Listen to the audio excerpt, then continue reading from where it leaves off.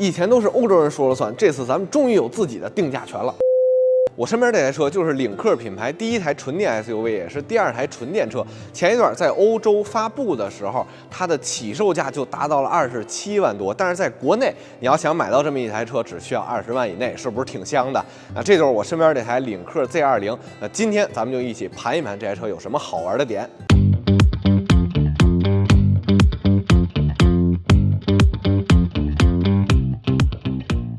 首先呢，领克 Z20是采用我们非常熟知的，而且非常成熟的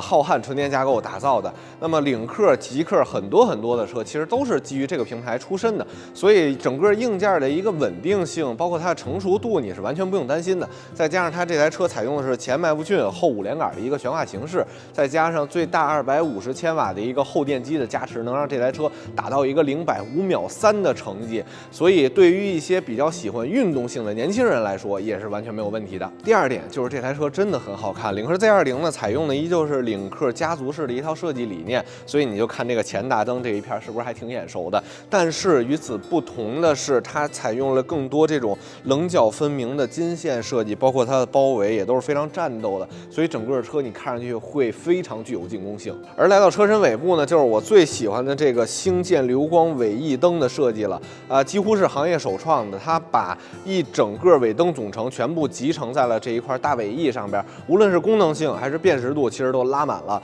而且我刚才看了一下，由于它的灯组被高高架起，所以在发生一些小事故的时候呢，这一块昂贵的灯组更不容易被撞到，所以咱们的维修成本也就降低了。第三点就是这台车的空间实用性真的很强。你别看它的车身很短小啊，确实它的车长只有4.46米，但是由于4轮4角和短前后悬的一个设计，它的轴距却能达到2.75米。这就意味着什么？我1.8米多的身高，坐在后排的时候，腿部空间还有1拳多，而头部空间也有1拳。得益于它的设计啊，虽然说它的车身是有溜背的，看上去是更运动、更好看的，但是它的溜背主要溜在了后备箱里，所以对我后排乘客的头部空间没有太多的影响，所以我坐在这儿其实还是挺舒服的。那么这样的设计有什么好处呢？一个就是车身更短小，操控更舒服，操控更快；再一个就是空间实用性很高，你坐人完全没问题。第四点呢，就是你一进入到领克 Z20的内饰中，你就会发现它无论是整体的设计、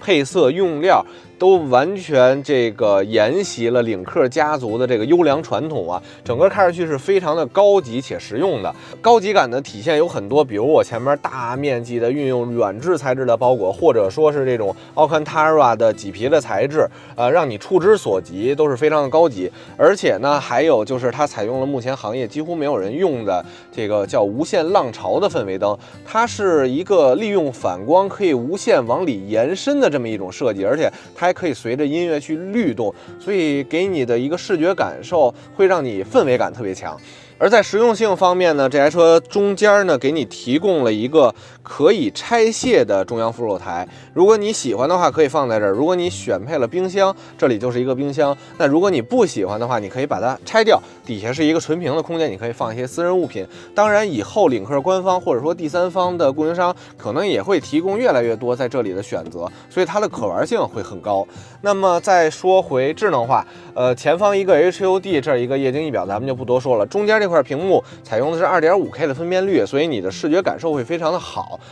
看着会非常的细腻舒服，而且内部采用的是 Flyme Auto 的这套系统，所以无论是顺滑程度还是整体的一个这个实用性，也都完全不用担心。那么再加上这台车的配置呢，其实它有14扬声器的哈曼卡顿音响，再加上什么主副驾的座椅加热、通风、方向盘的加热等等等等，所以我觉得这台车内饰你是完全挑不出任何毛病的。如今的新能源市场上面啊，车的选择那么多，但是像领克这样能带给你一些高级感的车可没几个。而且它不光设计的好，它的硬件指标其实也很高。比如说这台车530公里的超长纯电续航，它还有 4.5C 的超快充，那么15分钟就可以补能超过370公里。那么这台领克 Z20 你心动了吗？